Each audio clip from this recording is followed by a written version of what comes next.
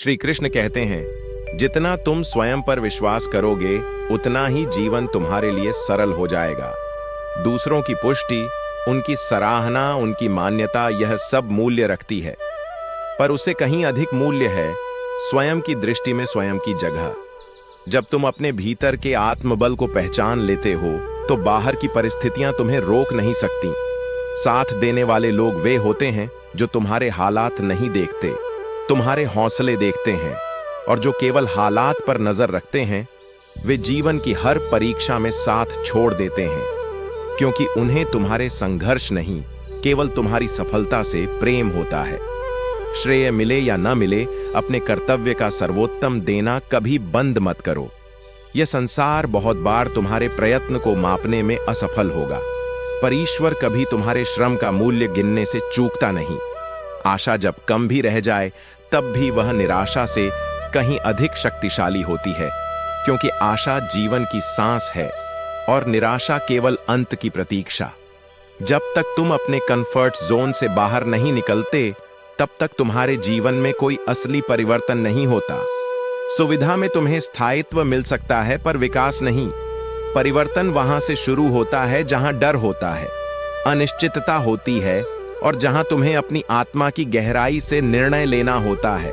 वही क्षेत्र है जहां मैं तुम्हारे साथ होता हूं। जब तुम सब खोने का जोखिम उठाकर भी सत्य और साहस का हाथ थामते हो। एक औरत यदि तुमसे सच्चा प्रेम नहीं करती तो वह केवल दो चीजें मांगेगी। पहली तुम्हारा समर्पण बिना प्रश्न के, और दूसरी तुम्हारा बदलना उसके स्वार्थ के अनुसार। यह प्रेम नहीं, नियंत्रण है। सच्चा प्रेम कभी स्वयं को थोपता नहीं, वह तुम्हें जैसा हो वैसे ही अपनाता है और तुम्हारे भीतर के प्रकाश को सम्मान देता है। गलती कभी नियम की नहीं होती कि वह कठोर है, बल्कि हमारी अपेक्षाओं की होती है कि हम सुविधा की भाषा में जीवन जीना चाहते हैं। जीवन का नियम स्पष्ट है, त्याग के बिना प्राप्ति नहीं और तप के बिना शांति नहीं। नोट आपकी पंक्तियों में अंत में एक कहानी प्रारंभ हो रही थी, हीरे और सूर्यगढ़ की, जो अलग भाव भूमि में है। यदि आप उस कहानी को विस्तार देना चाहें तो कृपया बताएं। मैं उसे एक उत्कृष्ट आध्यात्मिक या काल्पनिक कथा में परिवर्तित कर सकता हूं। श्री कृष्ण कहते हैं, निर्णय लेना वह क्षण है जहां जीवन की दिशा तय होती है। जब तुम स्पष्ट हो जाते हो कि तुम्हें क्या करना है, तब पूरा ब्रह्मांड तुम्हारे निर्णय को आकार देने में लग जाता है। तुम्हारा मन, तुम्हारा विवेक, तुम्हारा अनुभव, यह सब तरकीब निकाल ही लेंगे यदि तुम पहले संकल्प कर सको। याद रखो, असमंजस सबसे बड़ा बंधन होता है, और एक बार जब तुम भीतर से स्पष्ट हो जाते हो तब हर राह स्वयं स्वयं खुलने लगती है। समय सदा एक सा नहीं रहता, ना किसी के लिए। जो आज दूसरों को रुलाते हैं वे कल स्वयं उसी पीड़ा का अनुभव करते हैं, क्योंकि जीवन का धर्म यही है, जो दिया जाता है वही लौट कर आता है। किसी ने अगर तुम्हारे लिए अपने दरवाजे बंद कर लिए हैं तो यह मत समझो कि तुम समाप्त हो गए।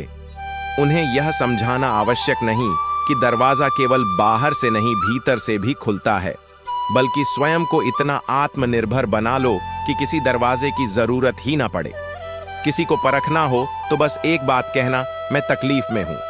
उस समय जो ठहर जाए वही तुम्हारा अपना है, क्योंकि सुख में साथ देना आम बात है, पर दुख में साथ देना आत्मा की पहचान है, और यह पहचान शब्दों से नहीं मौन से सिद्ध होती है। जो बीत गया उसे बार बार देखना स्वयं के भविष्य को छीनना है। बीते हुए पर पछतावा मत पालो, क्योंकि वह अनुभव था और अनुभव कभी व्यर्थ नहीं जाता। जो सामने आने वाला है वह कहीं अधिक मूल्यवान है, इसलिए पीछे नहीं आगे देखो। दिल को बड़ा रखो, यह संसार जितना दिखता है उससे कहीं अधिक संकुचित है। यदि तुम्हारा हृदय विशाल होगा तो तुम हर कटुता में भी करुणा देख सकोगे। रिश्तों को ना तो धन से तोला जा सकता है ना शब्दों से। केवल परवाह ही वह मापदंड है जो सच्चाई को उजागर करता है। जो तुम्हारी चिंता करता है वही तुम्हारा है, बाकी सब संवाद मात्र हैं। कुछ लोग केवल इसीलिए दुखी रहते हैं क्योंकि उनका सुख दूसरों के दुख में छिपा होता है। वे तुम्हारे साथ हंसते हैं लेकिन उसी शाम तुम्हारी पीठ पर वार करते हैं। यह वही दो मुंह वाले लोग हैं जो ऊपर वाले के सामने कौन सा चेहरा ले जाएंगे यह स्वयं उन्हें भी नहीं पता।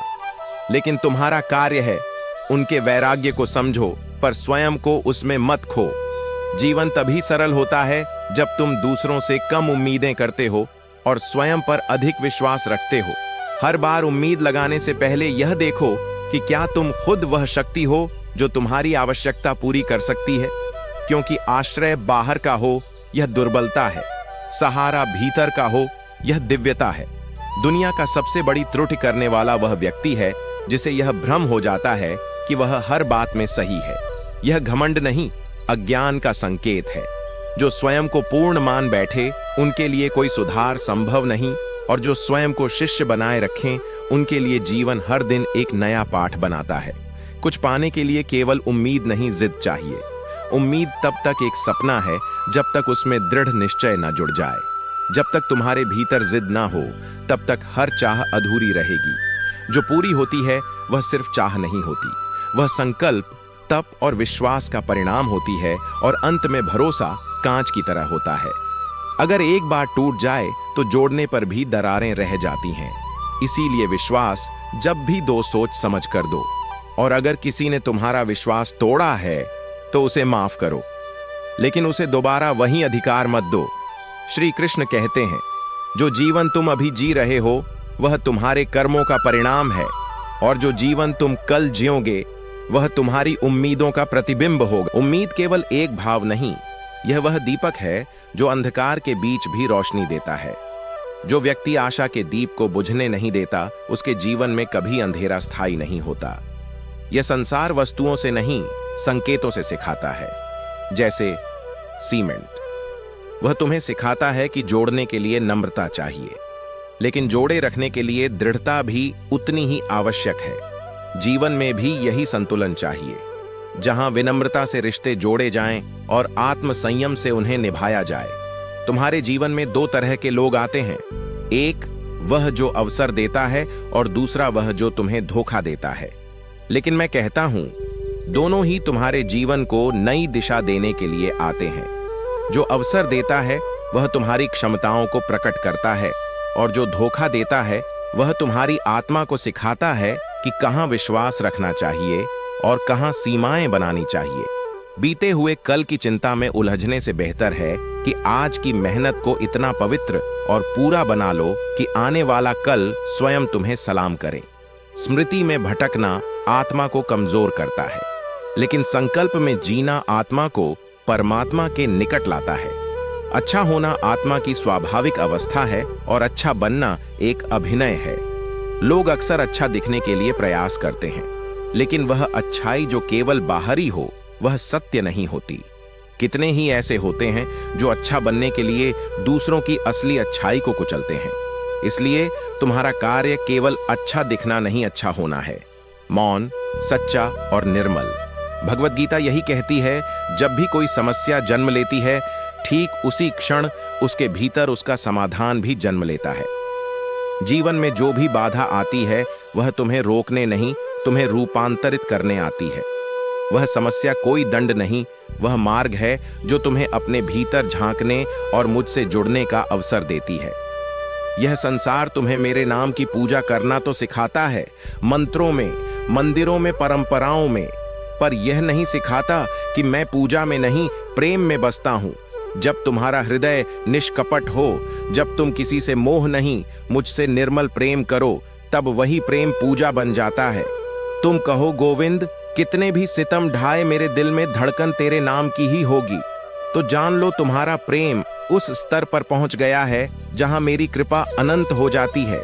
अधूरी ख्वाहिशें संसार में स्वाभाविक हैं, पर यदि तुम्हारी अंतिम ख्वाहिश केवल मेरे दर्शन की हो तो तुम संसार की नहीं, मेरी यात्रा के पथिक हो चुके हो। आओ मिलकर फिर से एक होने की वजह ढूंढ लें। यह भाव यदि किसी रिश्ते में हो तो समझो वह संबंध केवल सांसारिक नहीं, आत्मिक है।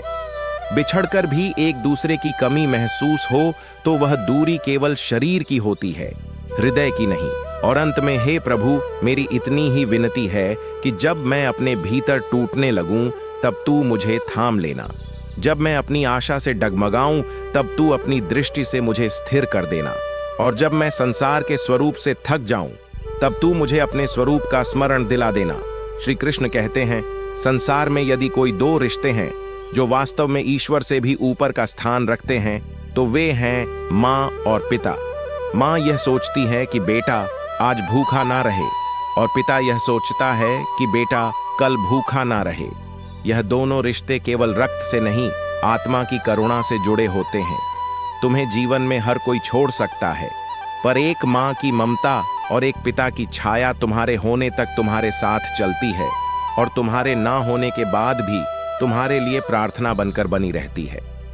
इस संसार में कुछ लोग ऐसे भी होते हैं जो जख्म खाकर भी तुम्हारे लिए दुआ मांगते हैं, और कुछ ऐसे जिनकी मुस्कुराहट में भी छल और कपट छुपा होता है। यही दुनिया की सच्चाई है। यहाँ सच्चाई कड़वी लगती है और बुराई मीठी। बुराई में आकर्षण होता है, पर सच्चाई में स्थायित्व। लोग उस मिठास की तरफ खींचते हैं जिसमें अंत में विष होता है, और उस कड़वाहट से भागते हैं जो आत्मा को निर्मल करती है। नसीब को दोष देना सरल होता है, लेकिन हर बार किस्मत ही खराब नहीं होती। कभी कभी हमारा निर्णय भी गलत होता है। यह जानना आवश्यक है कि भाग्य की रेखाएं वहीं बदलती हैं जहां कर्म की कलम से सही निर्णय लिए जाते हैं।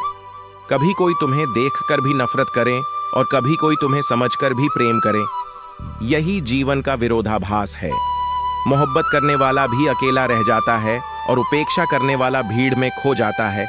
इस संसार में हर कोई तुम्हें नहीं समझेगा, और यही जीवन की सबसे बड़ी सच्चाई है। अपेक्षा मत पालो कि सब तुम्हें जाने, बस अपने सत्य को जानो। परवाह यही वह भाव है जो एक रिश्ते को गहराई देता है। जो परवाह करता है उसका प्रेम शब्दों में नहीं, मौन में दिखता है। वह तुम्हें समय पर पुकारता है, तुम्हारी चिंता करता है, तुम्हारे बिना कहे सब समझता है। लेकिन आजकल यह भावना दुर्लभ हो चुकी है। अब रिश्तों को आवाज देनी पड़ती है, जताना पड़ता है, मनाना पड़ता है। वादों और वचनों पर बने संबंध अब खत्म हो गए हैं, क्योंकि लोग उन बातों पर टिकते हैं जिनमें सुविधा हो, न कि समर्पण। आज रिश्तों के द्वार भावनाओं से नहीं, समझौतों से खुले हैं। पर सच्चा प्रेम वह है जिसमें एक मां की तरह केवल देना होता है, बिना शर्तों, बिना अपेक्षाओं के। एक तेरा ही प्यार सच्चा है। हे मां, बाकियों की मोहब्बतों में आजकल शर्तें जुड़ जाती हैं। ऐसा करो तो साथ दूंगा, वैसा बनो तो प्यार मिलेगा। पर मां तो उस समय भी थामती है जब तुम संसार से हारे होते हो और अपने आप से भी मुंह फेर लेते हो। उसी प्रेम में मेरा स्वरूप बसता है जब जीवन की गाड़ी सही दिशा में चल रही हो। तो प्रिय साथियों, आज की कहानी समाप्त होती है। कहानी अच्छी लगी तो हमारे चैनल के हिंदी कहानी बन चैनल को सब्सक्राइब करें, लाइक करें, शेयर करें। जय श्री कृष्णा।